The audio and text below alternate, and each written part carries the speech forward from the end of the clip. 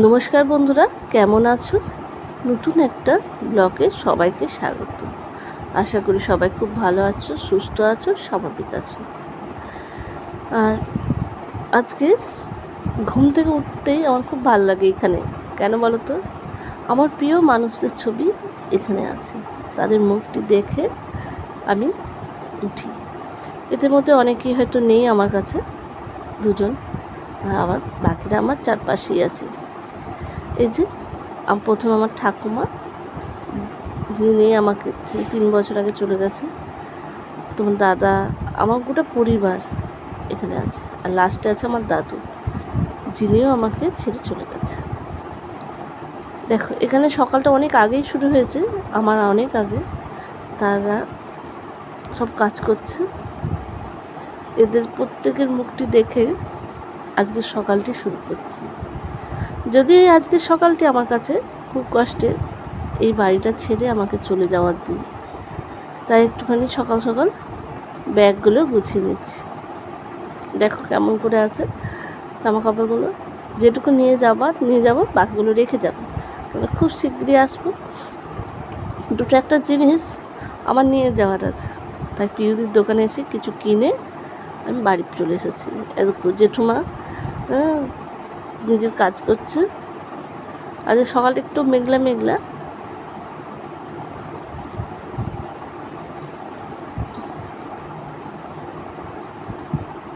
আর ঘরটাও দেখো আমি গুছিয়ে নিয়েছি যেটুকু নেওয়ার, আর বাকিটা পড়ে আছে।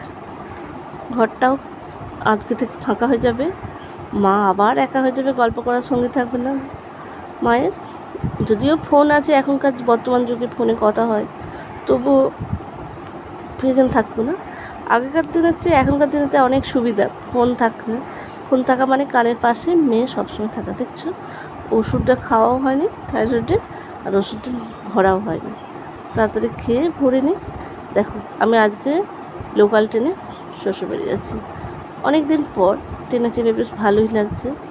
কেউ অফিস যাচ্ছে, কেউ ঝিমুচ্ছে। সারাদিনের ক্লান্তিতে তারা ঘুমোচ্ছে। বর্ধমান স্টেশন চলে এসেছি। একটা ফুড ট্রাক, যেটা এতদিন যাতায়াত করেছি আমি কোনো দিন পাইনি।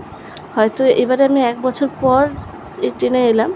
তা তো দেখো, ফুড ট্রাকটি 1 নম্বর প্ল্যাটফর্মে হয়েছে। এখানে ভেজ থালি, বিরিয়ানি, চাউমিন, ধোসা, ইডলি, সমস্ত রকমের জলখাবার খুব ন্যায্য মূল্যে পাওয়া যাচ্ছে। স্টেশন বলে যে খুব বেশি দাম তা নয়।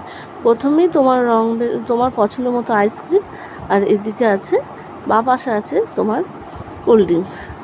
এইভাবে ভেতরে ঢুকে যাও। এরপর ভেতরে ঢুকে যাওয়ার পর এখানে দেখো প্যাটিস, বার্গার, ফাস্টফুড জাতীয় খাবারগুলো আছে, পাউরুটি জাতীয়। আমাদের যখন কলেজে যাতায়াত করতাম বা টিউশনে আসতাম, এরকম একটা স্টেশনের মধ্যে খাবারের দোকান ছিল না। বাইরে গিয়ে মানে ঝালমুড়ি বিস্কুট খাওয়া ছাড়া কোনো উপায় ছিল না, বা তেলে ভাজা। এখানে দেখো তেলে ভাজা ছাড়াও তুমি খেতে পারবে, একটা স্যান্ডউইচ কি একটা ধোসা কিনতে পারবে। ওখানে রান্না হচ্ছে, গরম গরম দিচ্ছে। আর এখানে দেখো খুব সুন্দর সাজিয়েছে ছিমছামের মধ্যে। এটা যদিও কয়েক মাসই হয়েছে বলছে, আমি জিজ্ঞাসা করলাম, কিন্তু তোমরা কিন্তু এখানে খেতে পারো। আমরা চলে এসেছি, তোমরাও আসতে পারো। ভুল বললাম, আসলে আমি আর তোমার দাদা সবসময় থাকি তো খেতে এলে। এবারে আমি একাই। ধোসাটা দেখো বেশ বড়ই দিয়েছে, 100 টাকা নিয়েছে। খেতে মোটামুটি খারাপ না, খুব যে হাইফাই তা বলবো না, তবে খারাপ না। মানে এই যে চাটনিটা কিছুই এমন দেয়নি, সবজি আর ওই সাদা চাটনিটা একদমই আমার মনে হয় ভালো লাগেনি। বাকি মোটামুটি সবই ভালোই আছে। সাদা চাটনিটা একটুখানি যদি আমি যেরকম খেয়ে থাকি নারকেল আর এই পোস্তর, সেটা ছিল না। এখানে একটু সর্ষে বাটা দিয়েছে। দেখো আমি চলে এসেছি, ঘরটার অবস্থা দেখো।